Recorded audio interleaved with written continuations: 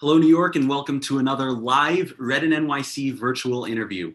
REDinNYC stands for Real Estate Development in New York City, and it's a networking event series dedicated to connecting and supporting all of the professionals who work in our dynamic, ever-changing real estate industry. I'm Zane, a residential real estate broker at the Corcoran Group, and I'm your host this evening. We have an exciting program, but before we jump in, we just want to acknowledge and thank our sponsors for their continued support of REDinNYC. CNA Seneca Construction, Skyline Scaffolding, DNA Construction Advisors, Champion Elevator, Remax 100, City Bay Capital, Property Shark, Hydrotech Environmental, NYREM, View, Eco Safety Consultants, Real Estate Promos, and Clean to Clean. As always, if you're in the market for their services, you want a second opinion, whatever it is, reach out to them, give them a call, and begin that relationship. So we're very excited to have them sponsor this event. Today, our guest is Jorge Arias. He's a registered architect and owner of Arias Architecture, a boutique firm based here in New York City and founded in 2004. Jorge has over 2 decades of residential, commercial, and office design experience, and his firm completed several projects in New York, including ground-up residential new developments, apartment renovations, apartment combinations, commercial projects like Stumptown Coffee Roasters and Beecher's Handmade Cheese, and office projects like the Uruguay Mission to the United Nations and the Consulate of Uruguay. So Jorge, thanks so much for joining us at this REDinNYC virtual interview. We're excited to learn more about your business strategies during this pandemic and your plans for the future.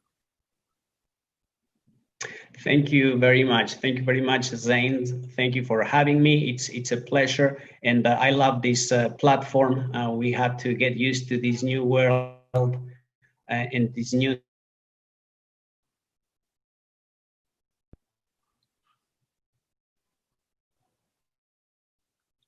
Jorge, are you there?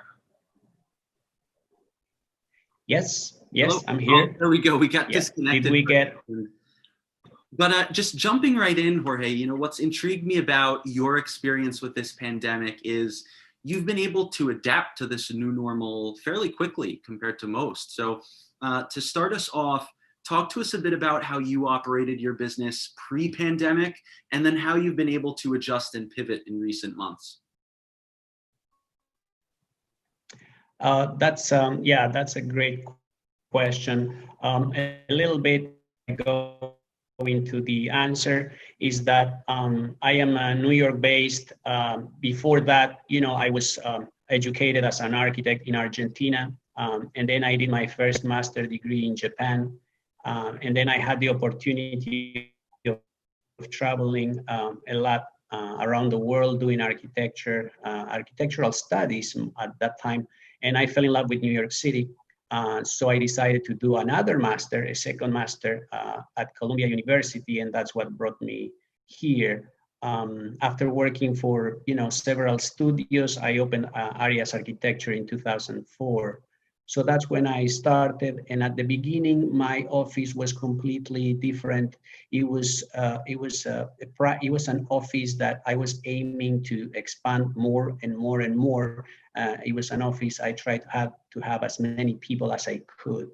But then in 2008, I learned a lesson that less is more. It's better to have a smaller office, smaller overhead. And it's very interesting that when you are doing that, you can aim for bigger projects. So I think that when this pandemic started, I was somehow prepared for that because I learned the lessons from 2008. So in less than a month, I was able to switch my platform and leaving my office at Penn Station and start and continue my work seamlessly from home. I was working with a lot of consultants. I outsource a lot of my work in Argentina. I have a project with an Argentinian investor here. It's a ground-up condominium project in Harlem. And that project, many parts of that project came from Argentina. So in that sense, I could do the switch very seamlessly. Also, I was lucky that I had a very good 2019. I signed a couple of contracts in December. So I have to say that, when the pandemic, when, the shutdown here started in March, I was in the middle of, two interesting projects that I was able to complete during the pandemic. When I say complete, I mean I was lucky that when the city allowed construction, I was finishing, started building them recently. So I don't know if that was a strategy or it was just luck, or I don't know how to call it, but I was lucky that throughout these last months I have been very busy.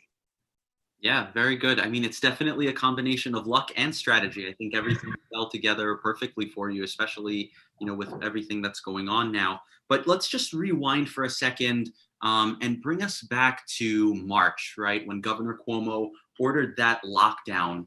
What were some of the initial challenges that you've encountered with the projects that you have underway, and how were you able to shift and overcome them? Yes, well, definitely the first, there was a week where I was in denial because it took a lot of work for me to be where I was in, Midtown Manhattan. So you don't want to give that up. So the first week I was in denial, but then, I started reading the papers, looking at the statistics and all that. And quickly I realized that I had to switch to a different platform. I explained that to my clients. They were also on the same page, and I was lucky that I had clients that were very comfortable with using Zoom, for example, or doing FaceTime. And so in that way, it was a joint effort between what I was proposing as the architect, but also hearing what my clients, their preference. So we were all on the same page. In less than a month, I got established back home here. That was a big shock. I have a family of four, two kids that go to school. So, and we live in an apartment in Manhattan. So we had to make it functional, be able to, for example, have 4 Zoom meetings like the one we are having right now, 4 of them at the same time from an apartment.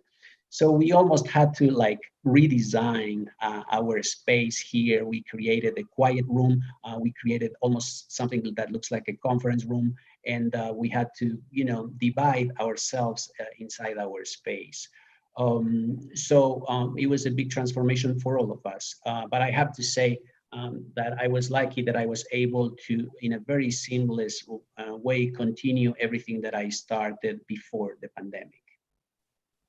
As far as work on the actual projects, though, were you stalled when you were working because of this lockdown? Were there, increases in costs of getting things done? Did you see timelines stretched? Well, being confined at home gives you a lot of focus on what you're doing. Of course, when you are all day at home, you need to do something else also to balance your life. So at the beginning, the challenge was that I needed to find activities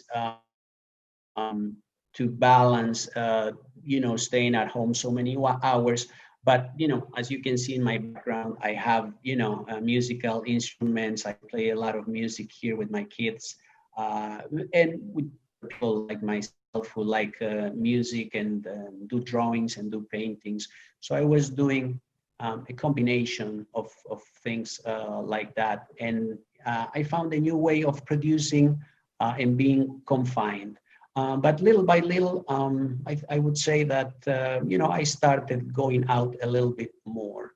I miss the dynamics. I miss going to network events. I miss going to the network events that you guys were organizing.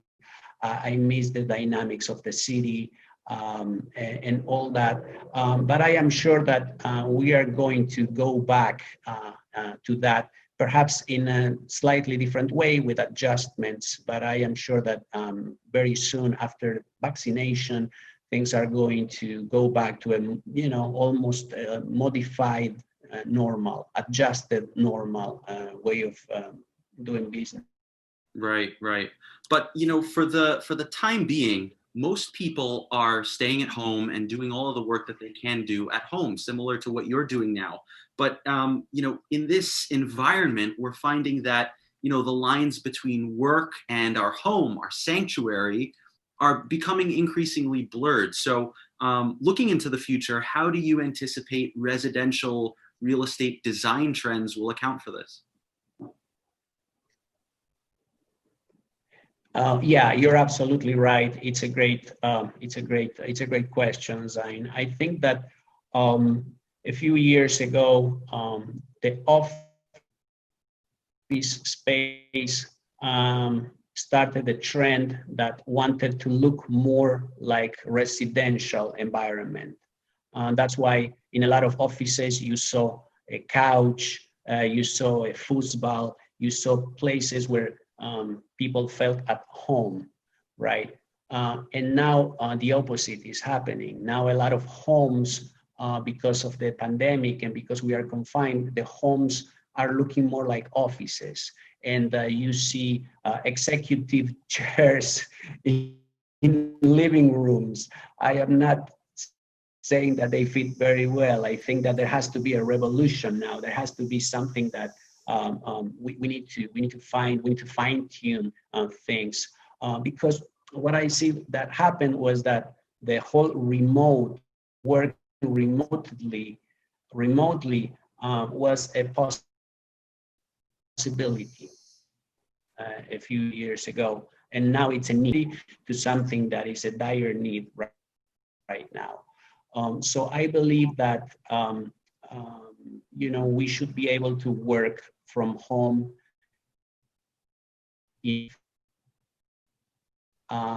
and at the same time, in the same home, we should be at home. So for those two things to happen, we need to start designing and conceiving the homes differently.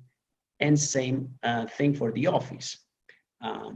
I believe, for example, that all offices in Manhattan right now, the lesson that we have learned is that all the offices right now in Manhattan could have half of the area that they have. Because if you have 2 or 3 days a week, all your employees or all your colleagues working from home, then you don't need the same amount of square footage. But we need to redesign the way that the office operates, and we also need to redesign the way that the homes operate. So I think that there's going to be a lot of very interesting new ways of working in the office and at home in the future. Yeah, I think you said something really interesting. You said that the home office is going to become just as important as having, a kitchen, as having some of these, basic rooms in Exactly. Exactly. It's going to be, I believe, a programmatic thing, especially for, metropolis like New York, and working from home. It cannot be, for example, an excuse like, you have people yelling in the background, or you have, that was acceptable perhaps a few months ago, but on moving forward, I think that we should be prepared to going into these hybrid modes where a few days a week you have to produce from home, and in the same way that you go to the office dressed and you observe certain protocols and you dress in a certain way, the same would have to be from home, I believe. So there are very interesting changes coming our way. Yeah, let's just dive a little deeper into home offices for a moment, because look, the majority of apartments in Manhattan, in a metropolis like this, are small. right? You know, every week when Yes. we look at the transactions that are moving in the city, most apartments are below $1 million that are trading, and they only have several hundred square feet. So how do the majority of, you know, apartment owners in the city who own a studio or a one-bedroom apartment, how do they create that designated home office zone that works for the space they have?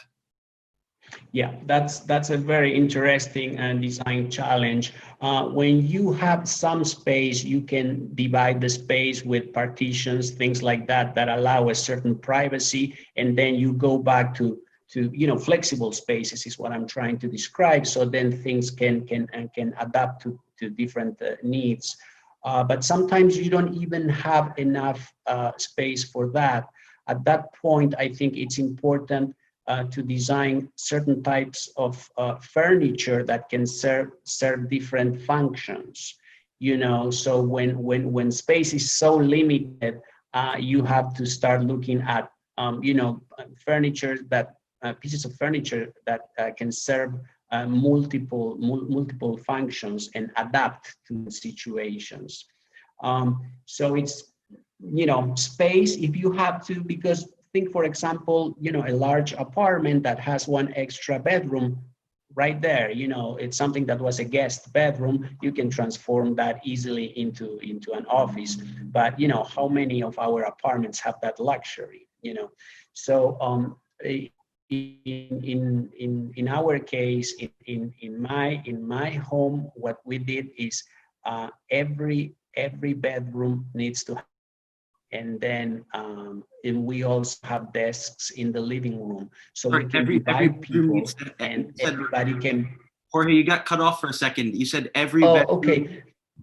Should have a desk, should have a desk. a working station. Every space in the house, in my household, has a working station. So in that way, if we have simultaneous meetings, we can split, and we are not talking over each other. Right. And So that that way, you know, was people can have their privacy when they need it, when you're doing a call like this, when the kids are maybe on a Zoom class session. exactly. Starting next week, we are going to have every single day 4 Zoom meetings at the same time. My wife is also an architect. She has her own clients. The phone is ringing. They are calling her from the job site. Same thing for me. And our 2 kids one is in elementary school, the other one is in mid school. So they are all day in front of a computer interacting with their teachers and with their classmates, and they have to express their opinions, and they have to be able to express themselves and not have their parents listening to every single thing that they are saying. So we need to split into 4. We have redesigned our apartment for that purpose, and I think that is something that in every family, at least the families that you were talking about, the families that live in New York in apartments, will need to think about that and redefine the home. Right. So for the residential space, we could use partitions. You brought up furniture, you know, extending beyond just the structure of the apartment, actually creating furniture that's flexible and has several different uses and really blends the space together.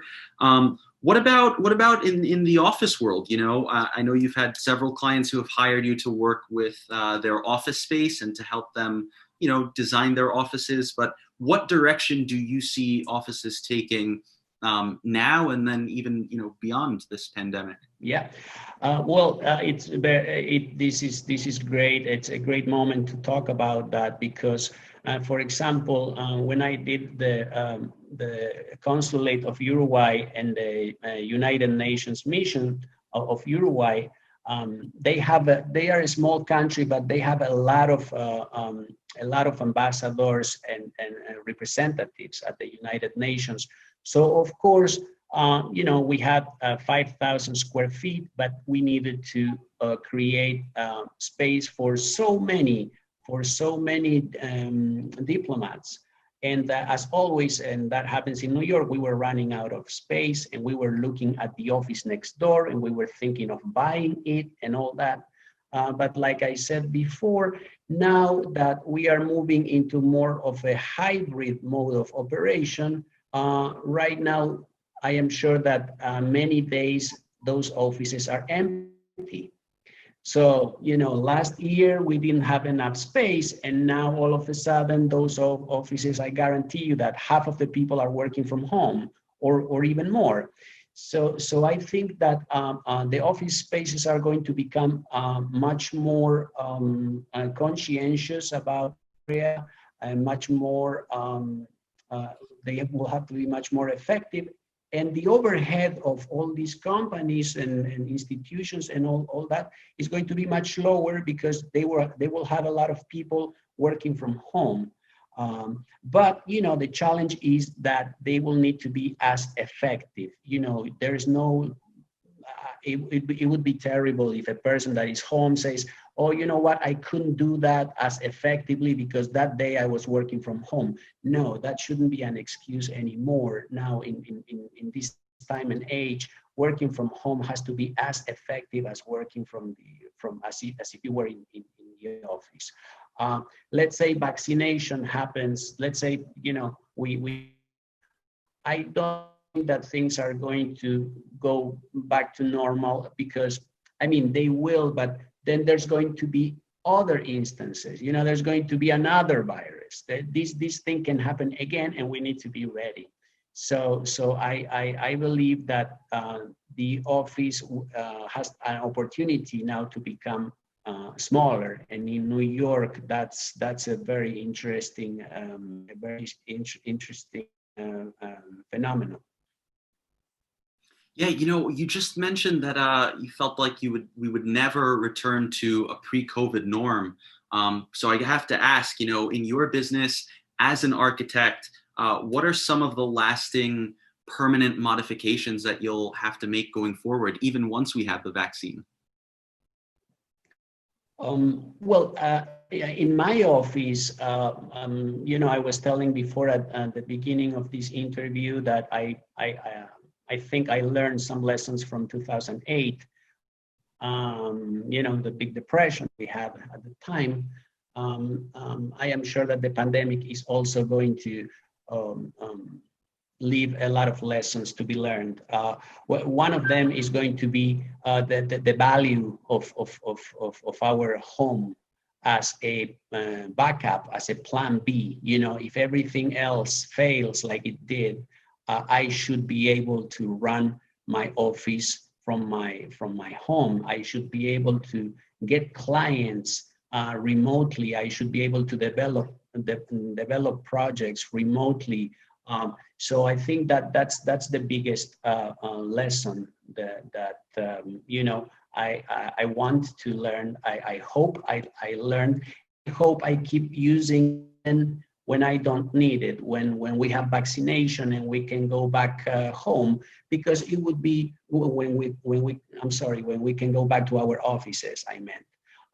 But still, when we are able to do that, and knowing that we can also do the same things from home, it's going to be a very interesting option. For me, that's the lesson that I learned from this pandemic. It was not easy. It took a lot of adjustments. It was almost redefining the purpose of the home and the sanctuary of the home mentioned. Right. Those are some very good points and some very good predictions going forward. We have a few minutes left, Jorge. Do you have any closing remarks for our viewers? Oh, yes. Well, I want to thank again. You guys for this opportunity. And then I want to leave with a very optimistic message. I am sure that things are going to, I want to see crowded. I want to see crowded stadiums, crowded arenas. I am sure the city is going to go back to that. I think we will be able to get back there. in my case, I have a few big projects that I am waiting, you know, until everything goes back to this adjusted way of doing things. But we are going to go back wiser and with all these lessons learned. All right, perfect. Well, that's all the time we have today. On behalf of REDinNYC, Jorge, thank you so much for taking the time to share both your time, your insight on where the market's going now and even beyond the pandemic, how we're going to have this blended environment between our homes and the office where we work. But hey, if people want to connect with you offline, maybe they have a question, maybe they want to follow up, what's the best way to reach you? Well, the website is always a good starting point. www.arias, like my last name, Arias, ARCH.com, ariasarc.com, where people can see my work and all that. Or my Instagram, Arias_architecture, or give me a phone call. I'm always around and ready for new projects and new challenges. All right, perfect. And to our viewers, thank you all for tuning in. If you have any feedback or want to connect, my handle is just @ZainShamoon on all platforms. And if you enjoyed this interview, make sure you're following the president of REDinNYC, Selman. That's @Selman Yalcin on all platforms. And you can check out more information on the website, REDinNYC.com. You'll immediately be notified whenever there's a new event. So thank you all for tuning in, and Jorge and all of our viewers, have a great evening. Thank you. Bye.